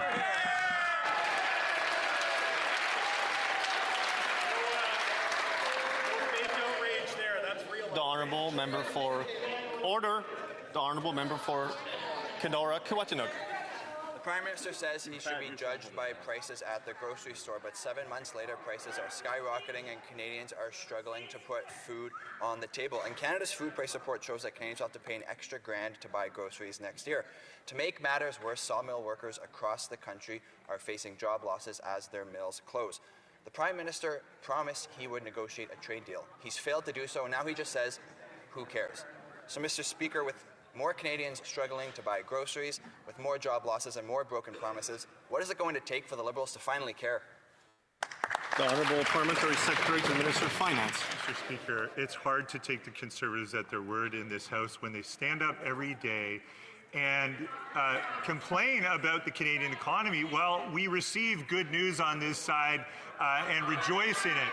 The economy is actually faring well. The IMF just came out with a report and said Canada's economy is weathering the shocks of the tariff war or the trade war better than expected. We've heard that message again and again. The numbers show the same thing. Job numbers exceeding expectations 3 months in a row. Real GDP growth. Real wage growth over 33 months in a row. That's more money in Canadian. The Honourable Member for Kenora Kiwatinuk. Mr. Speaker, a report from the IMF means absolutely nothing to the workers in Ear Falls Sawmill who have lost their jobs. They don't want more big government programs, Mr. Speaker. They just want their jobs back. The Prime Minister said he would negotiate a win. That hasn't happened. He said that Canadians should judge him by prices at the grocery store, and prices keep rising. By every standard the Prime Minister has set for himself, he is failing. So if he can't negotiate a trade deal, will he at least cut the inflationary spending, the industrial carbon tax, and the new fuel tax, Mr. Speaker, so that Canadians can afford to buy groceries? The Honourable Parliamentary Secretary, Minister of Finance. Mr. Speaker, when our government moved forward with the first round of major nation-building projects that would create tens of thousands of good-paying jobs and add to Canada's GDP and economic output, what did the Conservative leader say? He called those projects pathetic. That's what he stood out there in the media and said about projects that would create tens of thousands of jobs. And yet here we are being lectured by the Conservatives. It is pathetic because you're using public funds to create these jobs. Who the hell is giving you the money for this? Not people with jobs, right? Because the jobs are fleeing Canada, you Marxist clown. Today about good job numbers that exceeded expectations 3 months in a row. They can't seem to even get their story straight. Whose side are they on? Are they on the side of Canadians? Are they on the side of affordability? The Honourable Order. The Honourable Member for Yorkton Melville. Fertilizer production is essential to our Canadian farmers. Over 118,000 people are directly or indirectly employed by the industry.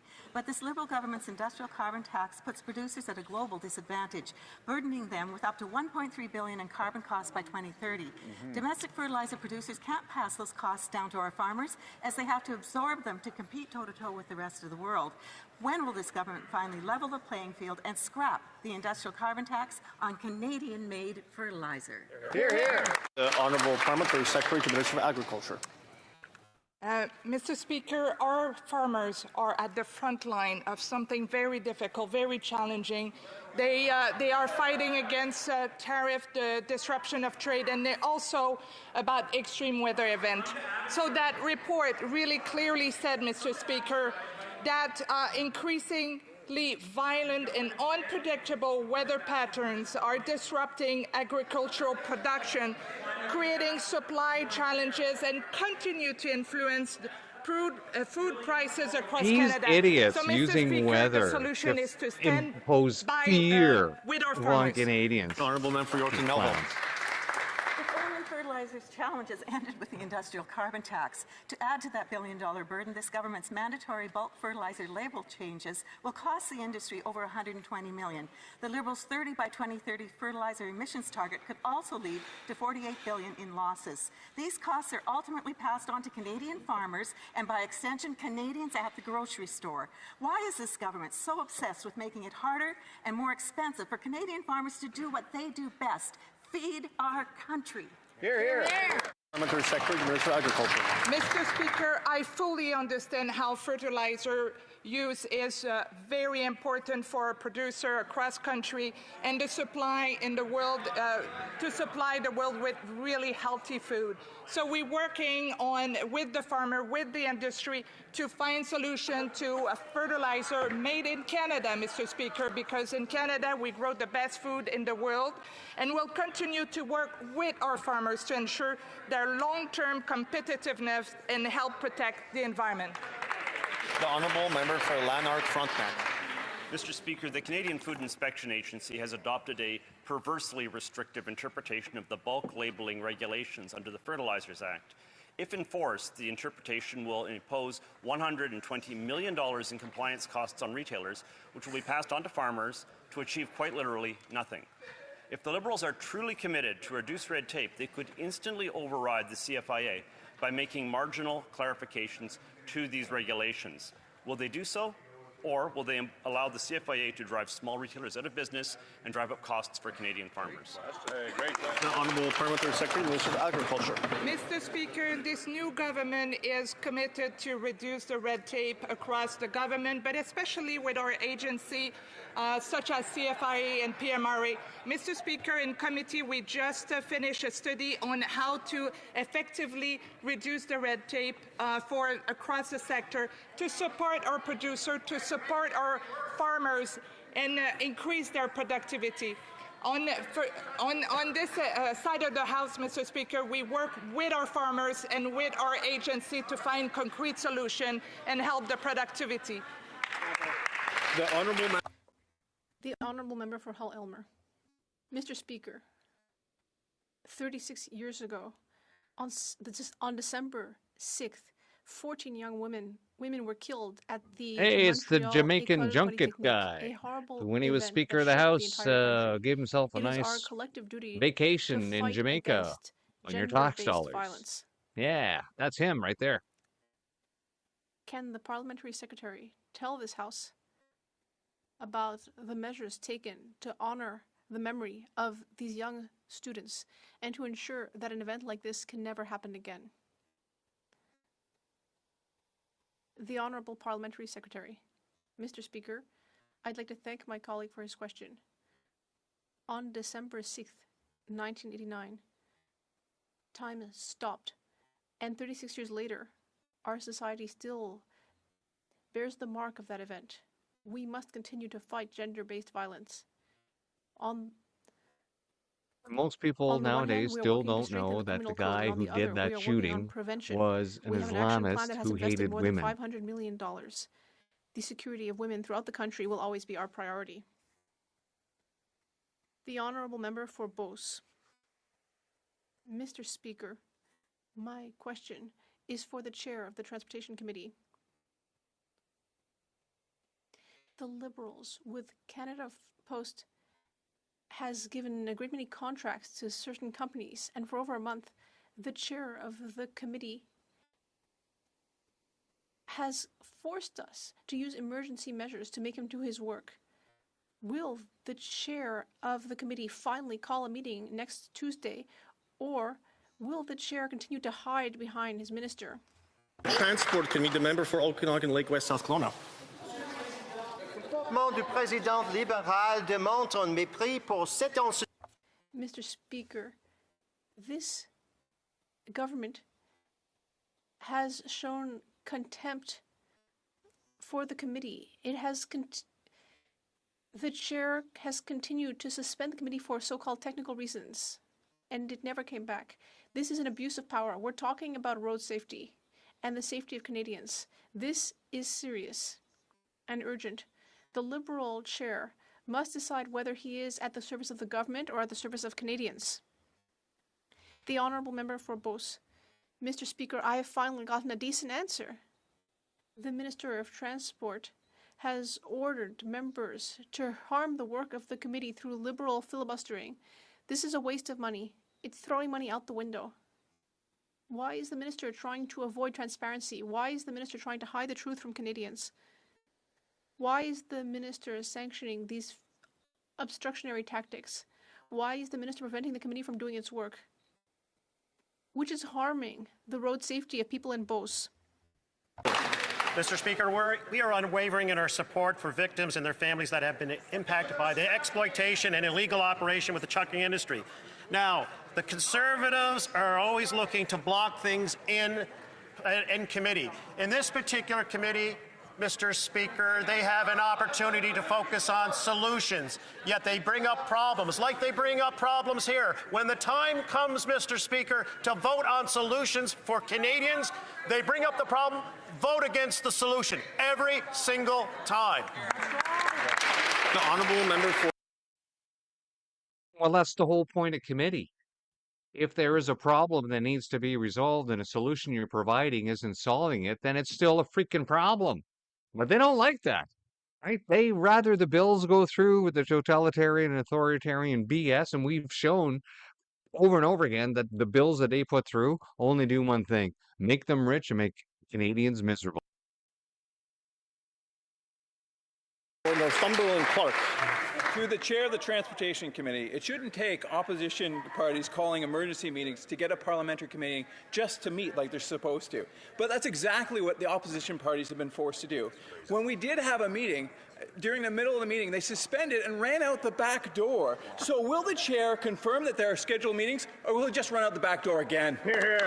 Vice Chair of the Transport Committee. Mr. Speaker, the Liberal Chair's conduct shows contempt for this institution. He has refused to convene meetings 3 times and even suspended one for technical reasons before leaving, never to return. Worse, a Liberal MP has been filibustering for the past month, not only resisting hearing from victims, but deliberately delaying recommendations that could save lives. Every day those recommendations are stalled, they put Canadians at risk. That is shameful. A Conservative notice of motion has been filed condemning this misconduct. The Liberal Chair must decide, is he a political operative serving the government or an impartial chair serving this country? The honourable member for Carleton. Mr. Speaker, Ukrainians are fighting bravely for their freedom in the face of unwarranted aggression from Russia. Right now, Ukraine needs military resources such as fuel, medical supplies, communications equipment, and winter gear and more. Can the Minister of Foreign Affairs update this House on how Canada and NATO are supporting Ukraine at this time? The Honourable Minister of Foreign Affairs. Speaker, thank the honourable member for the question. Over the past 3.5 years, the Government of Canada has provided approximately $22 billion multifaceted support for Ukraine, military, financial and economic support. And then this quite the week laundry machine at you have NATO, going on over there I in committed Ukraine. another $235 million for Ukraine in defense of their sovereignty and security, and to ensure that their soldiers can make it through the winter as they fight on the front lines against this illegal and unjustifiable Can we see an itemized invasion. receipt list Canada where all the money will went? always stand for the rules-based international order that has kept us all safe since the end of the Second World War. The honourable member for Regina, Wascana. Mr. Speaker, in last month's budget, the finance minister said he made tough decisions to find savings. So I was surprised and disappointed to learn that the CEO of Farm Credit Canada racked up $300,000 in travel expenses this year and last year. Furthermore, almost all of those expenses were within Canada to talk with FCC employees at their offices. Why can't FCC spend $20 on a Zoom subscription instead of $300,000 on the CEO's travel expenses? The Honourable Parliamentary Secretary to Minister of Finance. Mr. Speaker, I can assure you that the preparations leading up to this year's budget 2025, there was a comprehensive expenditure review that looked at all the operational possible savings that the federal government could make in order to invest in the Canadian economy, to ensure that we have a capital budgeting framework that ensures we achieve capital formation, that we grow the Canadian economy, that we attract investment, that we diversify our trade, that we build infrastructure, defense capabilities, and housing that Canadians want, that we can defend our sovereignty, that we can build an affordable future for all Canadians. That's exactly what this government is up to. We're building Canada strong. The honourable member for Winnipeg Centre. Mr. Speaker, food prices are exploding. Groceries are up 4 to 6%, costing the average household as much as $1,000 more per year. Expert points to extreme weather events, supply shocks, and corporate greed. But, Mr. Speaker, not only do the Liberals not have a climate plan, they keep protecting their corporate friends while people across Canada are starving for a fair deal at the checkout. When will the government act and deliver a real public option for food? The Honourable Parliamentary Secretary to the Secretary of State. Mr. Speaker, Budget 2025 set out to actually make life more affordable for Canadians, and this member voted against the very programs that are going to support families in her community. Budget 2025 cuts taxes for 22 million Canadians. It makes the National School Food Program permanent. It's going to deliver automatic tax filing for over 5.5 million Canadians. It makes generational investments in housing and infrastructure and supports important programs like the Canada Disability Benefit, Mr. Speaker. These are exactly the programs that are going to help families and make life more affordable for them and their kids. The honourable member for Courtney Alberni. Mr. Speaker, coastal communities are running out of time. Key federal programs to protect wild salmon and restore critical habitat expire in March, and they weren't included in this budget. The government still has not confirmed renewal, and communities can't wait for a spring economic statement. On the West Coast, wild salmon are vital for food security, culture, the ecosystem, and the economy. First Nations, hatcheries, and restoration groups are doing the work, but they can't plan without federal certainty. It's essential that we don't take our foot off the gas. Will the minister renew these essential programs now? The Honourable Minister of Fisheries.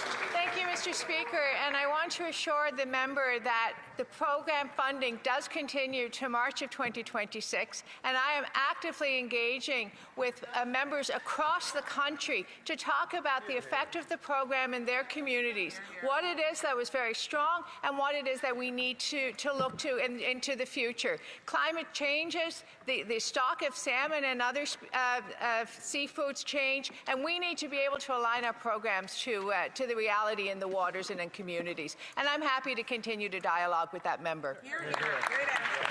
That brings an end to question period. Ça met fin à la période de questions.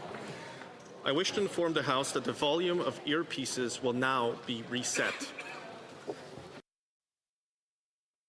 Well, that was interesting. Haven't seen that in the House ever in my recollection. I'm sure it's probably happened before.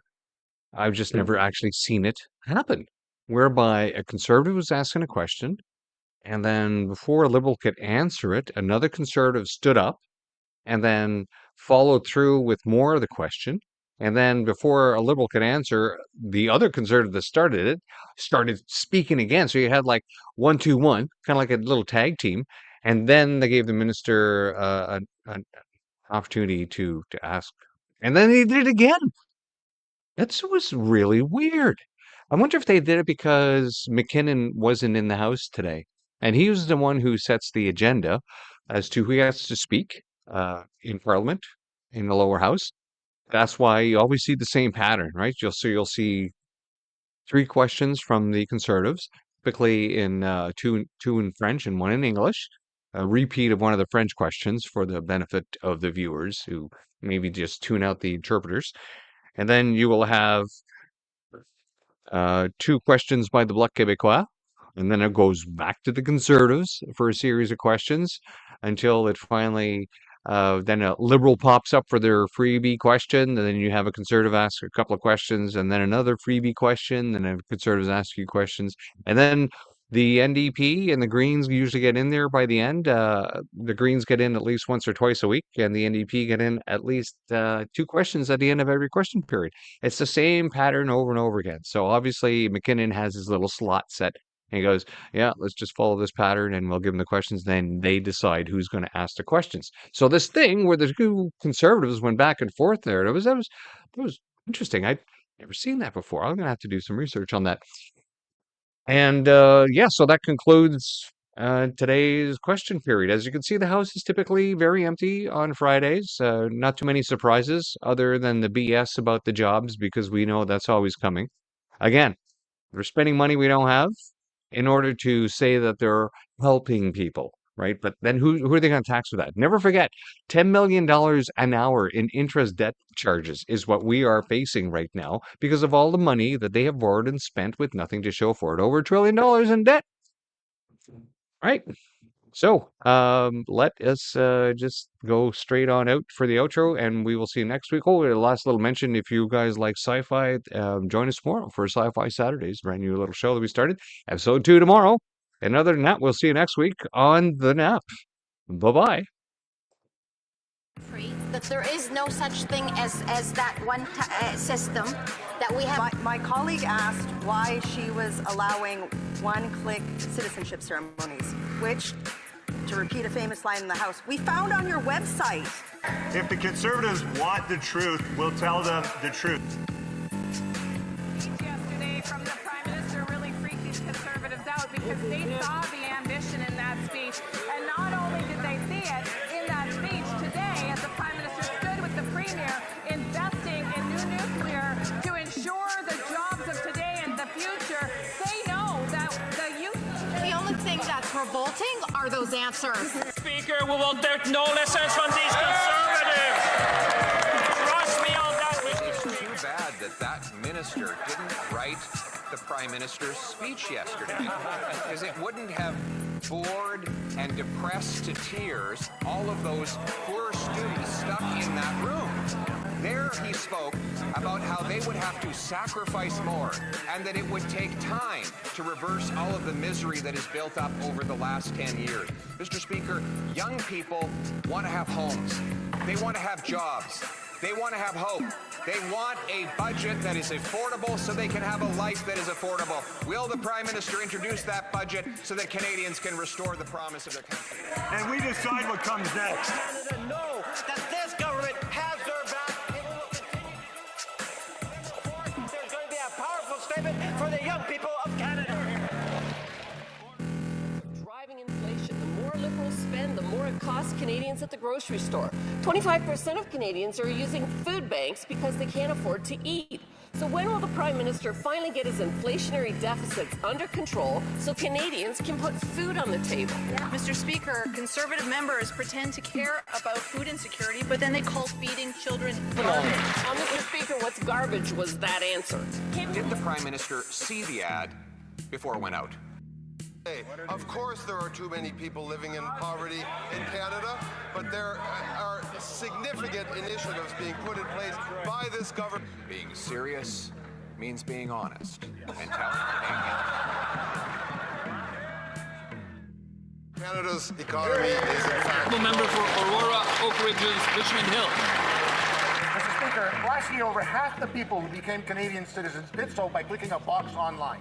That is crazy. There's no justification for this.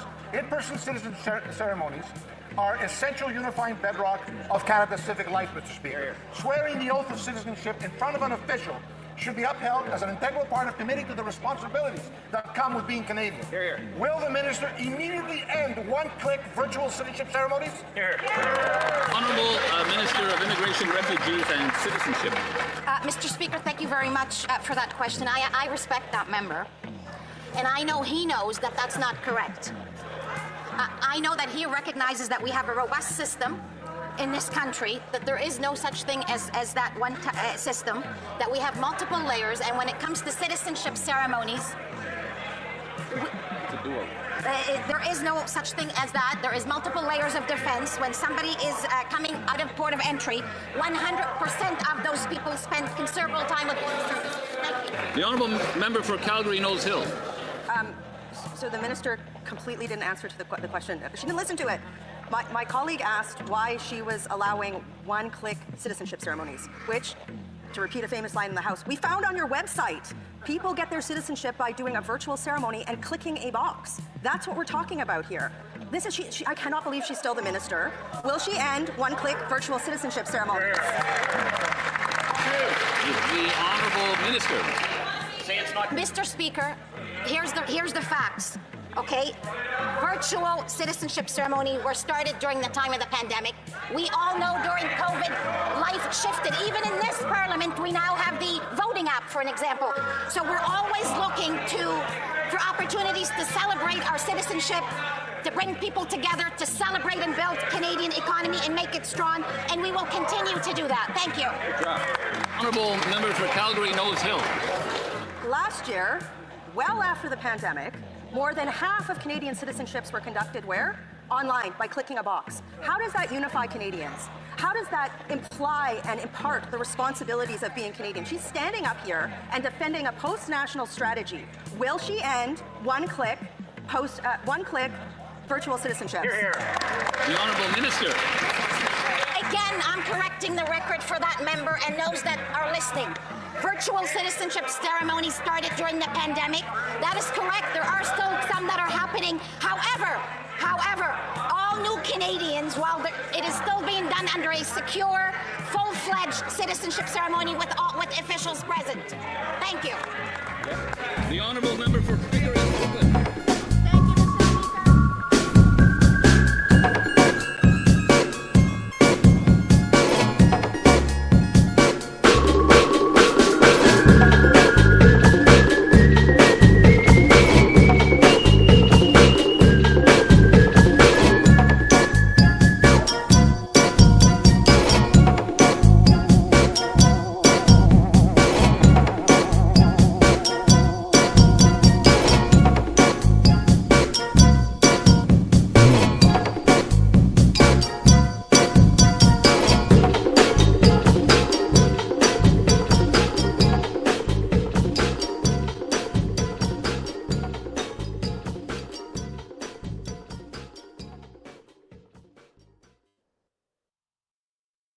Still here?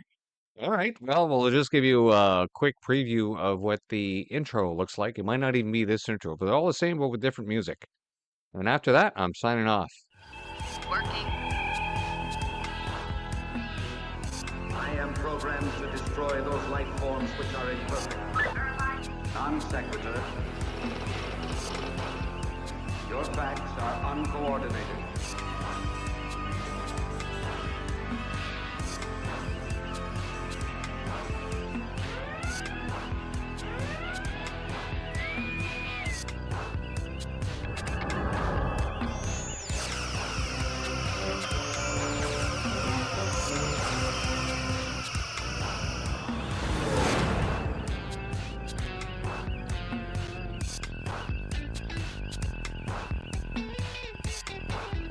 Program complete. Enter when ready. See you later.